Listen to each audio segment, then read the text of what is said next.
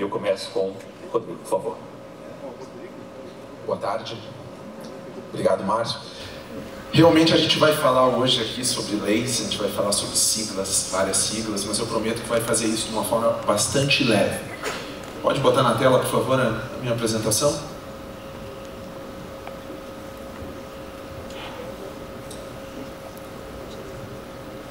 Maravilha, obrigado. Então, o direito sempre chega depois. Em qualquer área, em qualquer novidade tecnológica, em qualquer nova forma da gente se relacionar, tudo começa mais ou menos com uma selva, um ambiente não regulado, e o direito chega tarde na festa e tenta organizar a bagunça.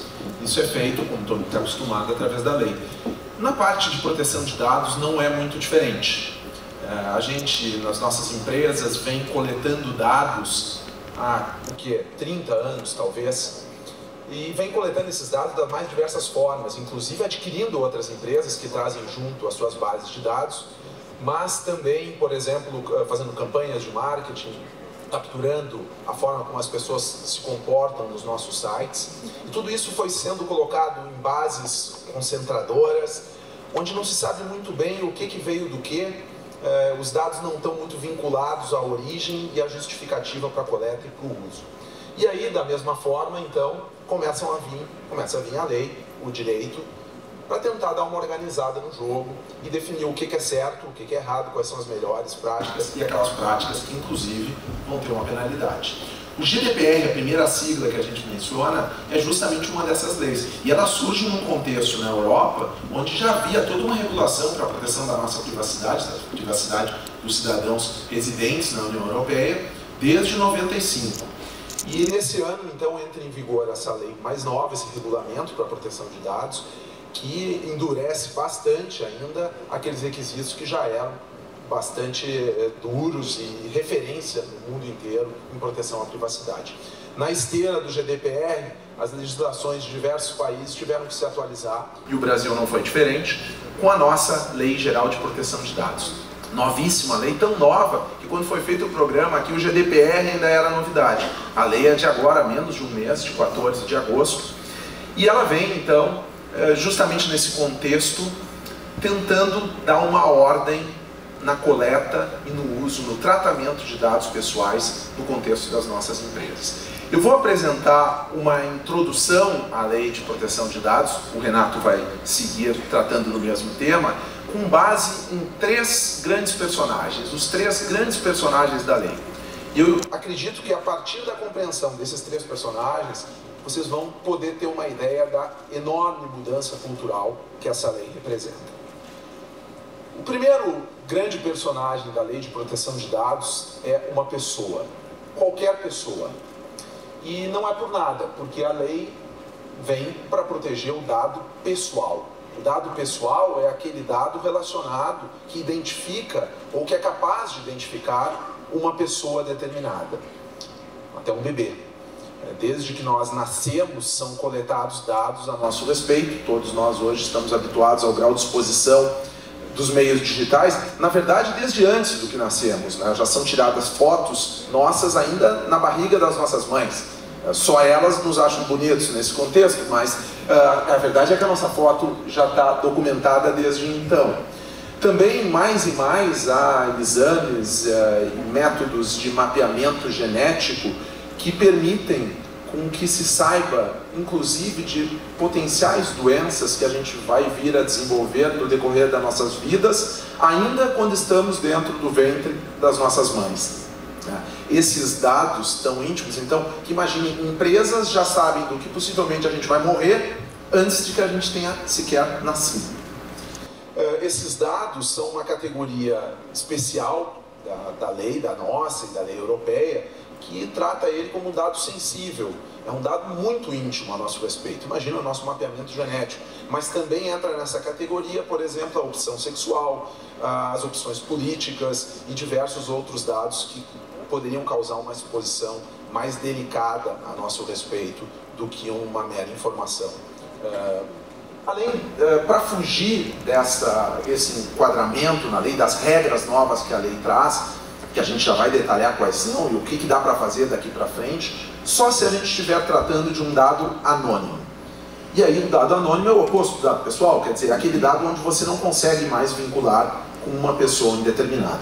Mas então lembrando, o primeiro grande personagem da lei é uma pessoa, e nós, como pessoas, desde muito cedo, aprendemos uma dinâmica no que se refere a dados, de trocar dados por acesso.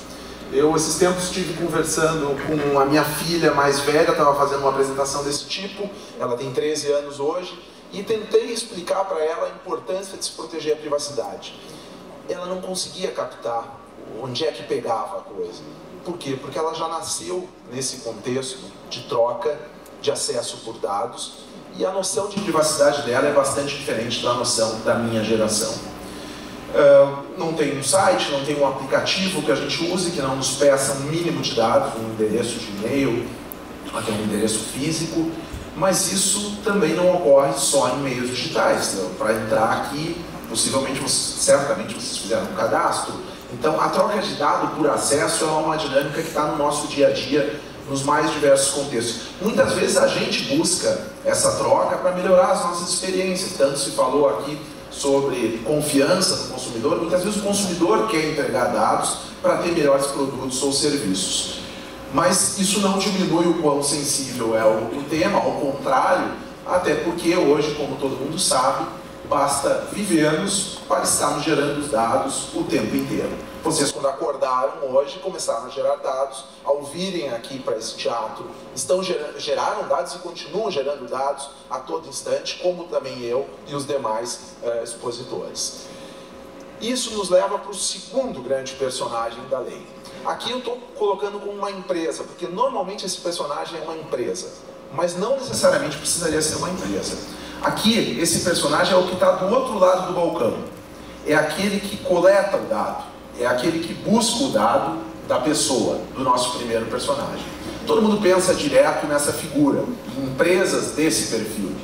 As empresas hoje são totalmente dependentes de dados, vocês sabem muito bem disso. Muito do que se falou hoje aqui e dos êxitos das empresas que conseguiram avançar no relacionamento com os seus clientes, o fizeram a partir de dados que esses clientes entregavam a elas a respeito justamente das suas experiências. Então as empresas hoje sem dados não conseguem melhorar sequer o atendimento, a confiança que a gente está falando hoje o dia inteiro. Agora, isso não é um privilégio de um grande player da internet, do mundo digital. Qualquer pequena empresa hoje depende de dados para sobreviver. Vocês imaginariam negócios de vocês, independente do porte, sem um cadastro de clientes ou sem informações detalhadas sobre o consumo desses clientes? Muitos desses dados até a lei nos obriga a guardar para cumprir obrigações com o fisco, com a legislação trabalhista, etc. Muito se fala, inclusive, que o dado é o maior ativo das empresas. Quem é que considera que na sua empresa, no seu negócio, a base de dados é o ativo mais relevante atualmente? A gente ouve disso no meu escritório, eu ouço disso de empresas dos mais diversos segmentos. Não importa se você está na indústria, se você está nos serviços, se você está no varejo, sempre se diz: o dado é o nosso ativo mais valioso. E a The Economist já colocou esse destaque na sua capa, há um tempo atrás, dizendo que o dado é o novo petróleo, é o ativo do século. Ao mesmo tempo, o dado também pode representar um risco, e um risco para a empresa, inclusive. Tem algumas entidades que todo ano apuram as principais ameaças para o ambiente corporativo. Essas entidades, uma delas é o Fórum Econômico Mundial, que todo ano se reúne em Davos, e nesse encontro ele publica o Global Risks Report de cada ano. É um relatório que lista ameaças, riscos para a atividade empresarial de acordo com o impacto e também com a probabilidade da ocorrência daquela ameaça. Tem desde ameaças atmosféricas, climáticas, até questões operacionais do dia a dia da empresa. E está lá com destaque o vazamento e o roubo de dados como uma ameaça muito relevante e com uma probabilidade enorme de ocorrência. Na verdade, vazamento de dados, a gente costuma dizer, não é mais uma questão de se vai acontecer, é uma questão de quando vai acontecer. Quem aqui conhece esse site? Não levanta a mão. Esse site é um site de relacionamento extraconjugais. É um site de traição. É um site que maridos e esposas, confiando na promessa dessa empresa, se cadastram e a empresa promove tipo um Tinder dos casados para relacionamento extraconjugais. A tônica dessa empresa é essa imagem, uma promessa de sigilo absoluto. Eu preciso dizer que houve um vazamento talvez o mais, que mais gerou controvérsia na internet. Esses dados foram publicados de forma aberta, até suicídios aconteceram depois desse episódio. Tudo isso nos leva então para o terceiro personagem, que é justamente o Estado. Então nós temos uma pessoa, nós temos a empresa e o terceiro personagem é o Estado. O Estado, então, qual é o papel dele nessa jogada toda? Ele vem depois, o direito está junto com ele, ele vem justamente para fiscalizar, para aplicar penalidades, para definir parâmetros de condutas do que é certo e do que é errado, do que é permitido e do que não é permitido. E normalmente então ele chega mais tarde. Durante um certo tempo as empresas vão operando sem regulação. Assim na privacidade de dados, todo mundo vai pegando o dado. Às vezes a empresa não sabe nem exatamente para que ela quer tanta informação do seu cliente. Um dia isso vai ser útil, a minha base está enriquecendo. E aí vem o direito e tenta estabelecer, separar o que é permitido do que não é permitido e o que vai começar a ser punido daqui para frente. Esse é o estado, o momento em que nós estamos agora. Nós estamos num período de transição até entrar em vigor a lei que já foi sancionada e que estabelece como o jogo tem que ser jogado daqui para frente no tratamento de dados no Brasil. Essa fiscalização vai ser feita por uma autoridade, por um braço do Estado, braço do Executivo, que ainda não foi constituído, mas certamente será, até a vigência da lei. São 18 meses que as empresas têm para se adaptar, mas não é só essa entidade que vai fazer essa fiscalização. O Ministério Público certamente terá um papel importante. Vocês devem ter ouvido falar, umas 2 ou 3 semanas, houve um vazamento de dados que gerou bastante notícia negativa, nós estamos falando de reputação, de um grande varejista. E quem é que está agindo contra esse vazamento? O Ministério Público. Então ainda não tem autoridade nacional, mas o Ministério Público já está abrindo inquéritos e iniciativas desse tipo. Mas aqui não são só essas autoridades que vão poder fazer a fiscalização.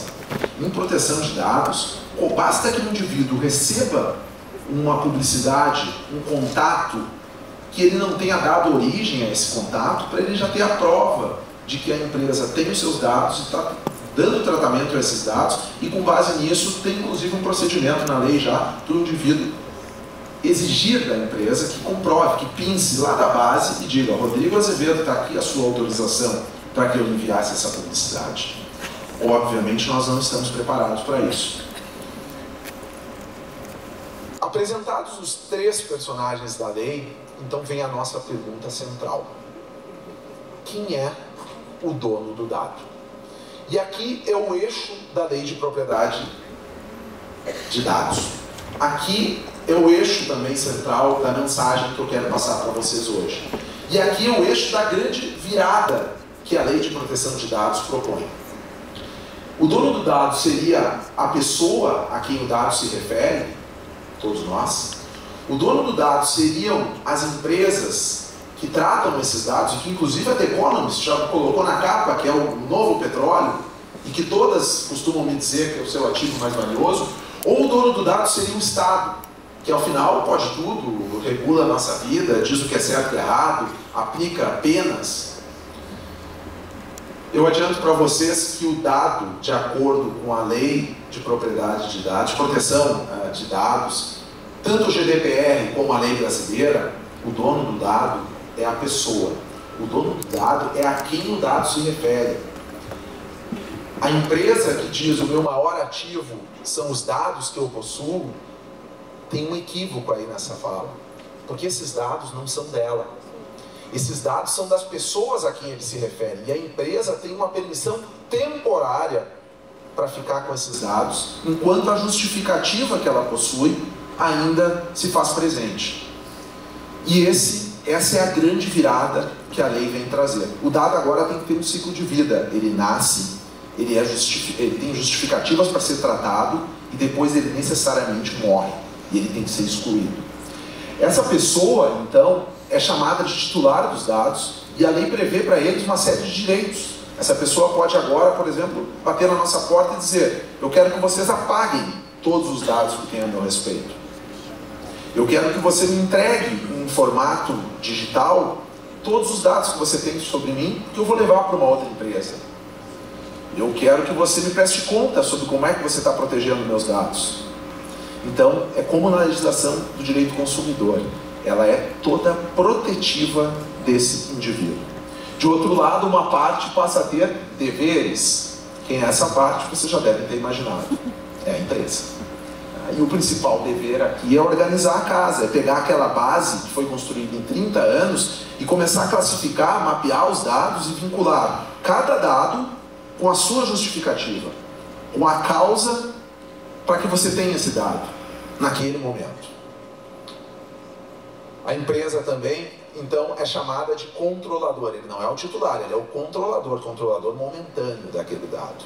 E ela é obrigada a ter um ponto focal lá dentro, que é o Data Protection Officer, que aqui, numa sacanagem aí da lei, com o perdão da palavra, chamaram de encarregado. Então não bastasse uma obrigação enorme adicional que alguns de vocês vão ter que assumir, eles tiraram todo o charme que tinha lá na Europa do Data Protection Officer e virou o encarregado. É quase um contínuo.